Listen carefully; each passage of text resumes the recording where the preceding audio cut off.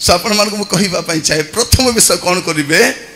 भीतर भीतर समस्ते भीतर परिष्कार आपण भितर जी अलिया आवर्जना अच्छी काढ़ी दिंतु प्रभु आपण रे आ प्रभु जब आप रहा आरंभ करेंगे आप परिस्थिति आपे आपे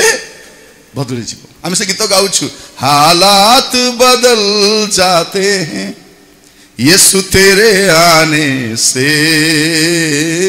यीशु तेरे आने कौन हालात बदल जाते हैं यीशु तेरे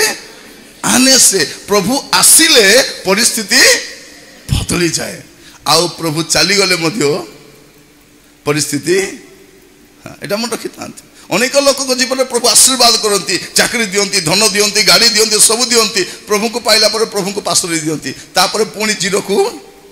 जो अवस्था को हालात बदल जाते हैं यीशु तेरे जाने से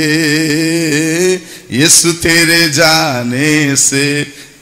प्रभु जब पलैबे परिस्थिति प्रभु आसिले परिस्थिति बदले प्रभु गले मध्य परिस्थिति